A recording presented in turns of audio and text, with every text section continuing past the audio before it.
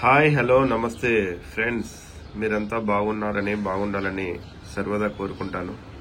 అయితే మనకి గ్రూప్ 1 వివాదం గురించి ఇంకా చాలా ప్రశ్నలు, చాలా సమాధానాలు రెండు రావాల్సిన అవసరం ఉంది. అయితే ఇక్కడ చూడండి, మనకి నోటిఫికేషన్లో ఇచ్చిన గైడ్ లైన్స్, ప్రొవిజన్స్ ఏవైతే ఉన్నాయో వాటినే టీజీపీఎస్సీ తుంగలో తొక్కింది. అయితే ఫ్రెండ్స్, ఇక్కడ నేను చెప్పేది ఏంటంటే, మనకి నోటిఫికేషన్లో క్లియర్గా ఇవ్వడం జరిగింది. ఏమని అంటే, rejected, invalid, disqualified, ineligible candidates will not be issued any memorandum of marks and fee paid by such candidates if any will be forfeited by the government to their account without entertaining any correspondence in this regard. ఫీజులు తీసుకోవడంలో మస్తు interest చూపిస్తున్నారు. మరి దీంతో పాటు మనకి recounting చూడండి, పైన 15.4 క్లాస్ లో the request for recounting shall be submitted only through online. Recounting చేస్తారంట.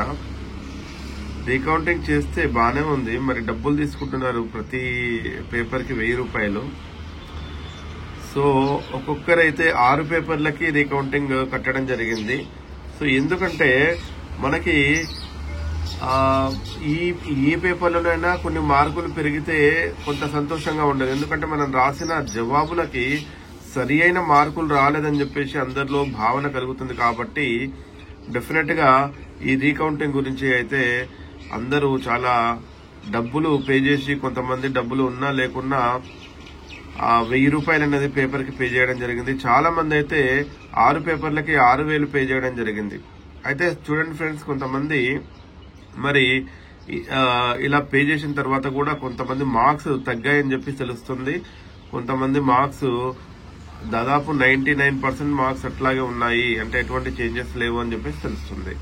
అయితే ఇక్కడ ఇంకొకటి ఏంటంటే 15.5 లో మనకి ఎవరైతే డిస్క్వాలిఫై అయ్యారో ఇంగ్లీష్ లో వాళ్ళ మార్క్స్ ఎందుకు బయటపెట్టడం జరిగింది, అసలు వాళ్ళ పేపర్ వాల్యుయేషన్ ఎందుకు చేయడం జరిగింది ఒకటి. రెండోది ఏంటంటే, request for revaluation will not be entertained under any circumstances as per rule 3(9)D of commission's rule of procedure అని చెప్తున్నారు కదా.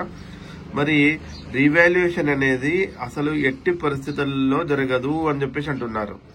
రీవాల్యుయేషన్ జరగదు అంటే దాని అర్థం ఏంటి?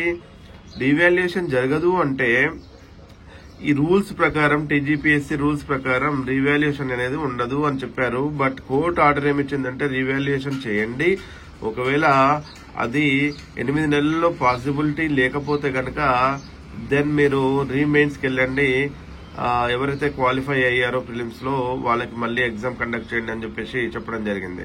అయితే ఇక్కడ చూడండి, ఈ క్లాజ్ ప్రకారం రీవాల్యుయేషన్ అనేది ఎట్టి పరిస్థితులలో ఎంటర్టైన్ చేయము అని చెప్పేసి అంటుంది. సో ఇప్పుడు ఉన్న ఆప్షన్ కమిషన్ దగ్గర ఒకటే ఒక ఆప్షన్, అదేంటి? అది మనకి మెయిన్స్ కండక్ట్ చేయడం. అయితే ఇక్కడ మళ్ళీ గొడవ అనేది మెయిన్స్ కి సంబంధించా లేకపోతే ట్రాన్స్పరెన్సీకి సంబంధించా, అట్లాగే రూల్ ఆఫ్ రిజర్వేషన్ పాటిస్తున్నారా లేదా, ఇవన్నీ కూడా కన్సిడరేషన్ లోకి తీసుకొని చేయాల్సిన పని. అయితే గవర్నమెంట్ ఒక పెద్దన్న లాగా లేదంటే ఒక తండ్రి లాగా ఉండి, సరేలే మరి స్టూడెంట్స్ కి ఏదో ఎక్కడో పొరపాటు జరిగింది, తప్పు జరిగింది, అన్యాయం జరిగింది, మళ్ళీ అన్యాయాన్ని మేము వెనక్కి తీసుకుంటున్నాము, దాన్ని సరి చేసుకుంటామని చెప్పేసి ఎందుకు భావించడం లేదు ఒకటి. రెండోది ఏంటంటే, ఎవరైతే సెలెక్ట్ అయ్యారో వాళ్ళు చాలా కష్టపడ్డ వాళ్ళు, మిగతా వాళ్ళంతా కష్టపడని వాళ్ళు అనేటట్టు ఒక భావన క్రియేట్ చేయడం తప్పు. ఎందుకంటే అందరూ కష్టపడ్డారు, కాకపోతే వాళ్ళకి రాసిన దానికంటే ఎక్కువ మార్కులు వచ్చాయని వాళ్ళు భావిస్తున్నారు. వీళ్ళేమో చాలా మంది రాసిన దానికి సరైన న్యాయం జరగలేదని చెప్పేసి భావిస్తున్నారు. అయితే ఎట్టి పరిస్థితులలో ఇంత మెజారిటీలో డెఫినెట్ గా అన్యాయం జరిగింది, అవకతవకలు జరిగినాయి, లేదు అంటే వాల్యుయేషన్ లో తప్పులున్నాయని చెప్పేసి ఇంతమంది భావిస్తున్నప్పుడు, ఒక ప్రజాస్వామ్య దేశంలో ప్రజల గొంతుకటే కదా ఇంపార్టెంట్, ప్రజల గొంతుక. ఇప్పుడు మీరు ఎలక్షన్లలో 51% వస్తే మీకు మెజారిటీ వచ్చినట్టు లెక్క. అంటే ఎవరికైతే 49 లేదంటే 50% వచ్చినా కూడా వాళ్ళు ప్రజాస్వామ్యంలో ఎన్నిక అవ్వరు. కానీ 51% వచ్చిందంటే ఎన్నిక అవుతారు. అంటే ఒక్కడెక్కున్నా చాలు సగం కంటే. సో అంటే దాని అర్థం ఏంటంటే ప్రజాస్వామ్యంలో ఆ గొంతుకు అనేది చూడండి, ఇక్కడ 563 మంది సెలెక్ట్ అయ్యారు. వాళ్ళు కష్టపడ్డారో కష్టపడలేదో, లేదు అంటే మార్కులు ఉదారంగా వేశారో మాకు తెలియదు. ఎందుకంటే మేము ఆ పేపర్లు కరెక్షన్ చేయలేదు అండ్ ఆ ప్రాసెస్ లో ఇన్వాల్వ్ అవ్వలేదు కాబట్టి ఇవన్నీ మాకు తెలియదు. బట్ ఏంటంటే నేను చెప్పేది, మరి ఎందుకు ఇంత పెద్ద ఎత్తున గొంతుక లేస్తుంది? ఇదేమైనా వేరే ప్రతిపక్షాలు చేస్తున్న వాదన అంటే కాదు. ఎందుకంటే స్టూడెంట్సే స్వయంగా మాకు రావాల్సిన న్యాయమైన మార్కులు రాలేదు. చూడండి, ఫర్ ఎగ్జాంపుల్ మనకి ఏమంటారు దీన్ని, తెలంగాణ పేపర్ ఏదైతే ఉందో మనకి మూమెంట్ పేపరు, దాంట్లో చాలా మంది బుక్స్ రాసిన వాళ్ళకి కూడా మార్క్స్ 30, 20, 40 రావడం జరిగింది. దీనికి కారణం ఏంటి అంటే కనీసం ఒక ప్రశ్నకి 3 మార్కులు వేసినా 45 మార్కులు వస్తాయి. 15 ముళ్ళు 45 మార్కులు. 45 మార్కులు సాధించలేరా ఒక బుక్ రాసిన వాడు? తెలంగాణ మూమెంట్ లో నాకు తెలిసి అందరికీ యావరేజ్ గా మినిమం 60 మార్కులు వస్తాయండి. 60కి మినిమం కట్ ఆఫ్ ఉండాలి. అంటే ఐ మీన్ తక్కువలో తక్కువ 60 వస్తాయి. ఈవెన్ 15 క్వశ్చన్లు అటెంప్ట్ చేస్తే గనక డెఫినెట్ గా మనకి ఆ మార్కులు వచ్చే అవకాశం ఉంది. కానీ కొంతమందికి 9 మార్క్స్, 7 మార్క్స్, 6 మార్క్స్ కూడా వచ్చాయి.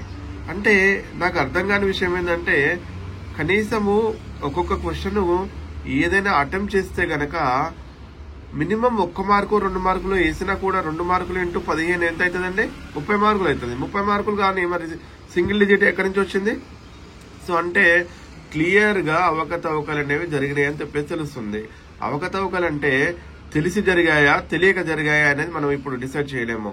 ఒకవేళ ఏమైనా ఎంక్వైరీ కమిషన్ ఇస్తే అది డిసైడ్ చేస్తే చేయొచ్చు. కానీ ఎందుకంటే ఇక్కడ లేదు అంటే ఆ పేపరు దిద్దేటప్పుడు ఇచ్చే ఇన్స్ట్రక్షన్స్ లో ఏమైనా పొరపాటు జరిగిందా, ఇవన్నీ మనకు తెలియదు. హడావుడిగా జరిగిన క్రమంలో అప్పుడు ఉన్న చైర్మన్ ఇప్పుడున్న చైర్మన్ ఇద్దరికి మరి సరి అయిన పొంతన కుదరలేదు. మరి ఏం జరిగిందో తెలియదు. కానీ మొత్తం మీద ఈ ప్రాబ్లం అయితే జరిగింది. ప్రాబ్లం జరిగినప్పుడు దాన్ని ఎందుకు సరిదిద్దుకోం మనం? ప్రాబ్లం జరిగింది, ప్రాబ్లం ఎవరైనా చేయొచ్చు, అది ఎక్కడైనా చేయొచ్చు. ఎందుకంటే ఇంత పెద్ద వ్యవస్థలో ఎవరు ప్రాబ్లం చేశారనేది కనిపెట్టడం కూడా కష్టం. ఒకవేళ నిజంగా తెలిసి ప్రాబ్లం జరిగితే దాన్ని సరిదిద్దుకోండి. తెలియక ప్రాబ్లం జరిగితే కూడా దాన్ని సరిదిద్దుకోవాల్సిన అవసరం ఒక తండ్రిలాగా ప్రభుత్వానికి ఉంది. ప్రభుత్వము టీజీపీఎస్సీకి ఆదేశం ఇచ్చి సింగిల్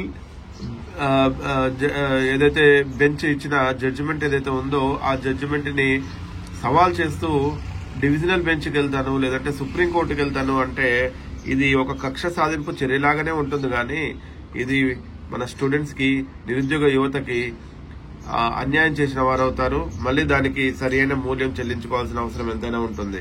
సో అందుకని చెప్పేసి నేను చెప్పేది ఏంటంటే ఫ్రెండ్స్, అయితే ప్రభుత్వాన్ని మనం విన్నవించుకుందాం, టీజీపీఎస్సీని విన్నవించుకుందాం. సో మనకి ఎగ్జామ్స్ అనేవి మళ్ళీ కండక్ట్ చేయండి. ఆ ఎగ్జామ్స్ కండక్ట్ చేసే దాంట్లో రిమైన్స్ లో పారదర్శకత అనేది ఉండాలి, బయోమెట్రిక్స్ తీసుకోవాలి, ప్రతిదీ కూడా ఆన్లైన్ లో వీడియో రికార్డింగ్ అనేది ఉండాలి. ఇదంతా చేస్తే గనక ఎటువంటి ఇబ్బందులు జరగవు. అయితే ఇక్కడ మనకి చాలా క్వశ్చన్స్ ఉన్నాయి. ఆ క్వశ్చన్స్ లో మనకి చూడండి, ఇప్పుడు 2 డిఫరెంట్ హాల్ టికెట్స్ ఎందుకు ఇచ్చారు? మెయిన్స్ కి తర్వాత ప్రిలిమ్స్ కి 2 హాల్ టికెట్లు ఎందుకు అనేది ఇప్పటి వరకు ఈ క్వశ్చన్ ని ఎవరు సాల్వ్ చేయలేకపోతున్నారు. అడ్మినిస్ట్రేటివ్ రీజన్స్ అంటే అడ్మినిస్ట్రేటివ్ రీజన్స్ అనేవి మీకు ఒక్కరికే ఉన్నాయా లేకపోతే మిగతా వాళ్ళకు కూడా ఉన్నాయా చెప్పండి. ఒకటి. రెండోది ఏంటంటే why only women in some centres, వాళ్ళని మాత్రమే ఎందుకు తీసుకోవాల్సిన అవసరం ఉంది కొన్ని సెంటర్లలో. సో మరి అది కూడా తెలియాల్సిన అవసరం ఉంది. అట్లాగే మనకి as per notification no revaluation entertained, ఇంతకుముందు చూపించిన క్లాజ్ ఉంది కదా, దాని ప్రకారం రివాల్యుయేషన్ అనేది ఎంటర్టైన్ చేయమని చెప్పేసి టీజీపీఎస్సీ చెప్పింది. మరి ఇప్పుడు కోర్టు ఆర్డర్స్ ని రివాల్యుయేషన్ కి పాటిస్తారా? అయితే క్లియర్ గా అది పాటించొద్దు అని చెప్పేసి మీ గైడ్ లైనే, మళ్ళీ మీ గైడ్ లైన్ మీరే తుంగలో దొప్పుకుంటారంటే వేచి చూడాల్సిందే. తర్వాత మెయిన్స్ రీమెయిన్స్ కండక్ట్ చేయండి దయచేసి.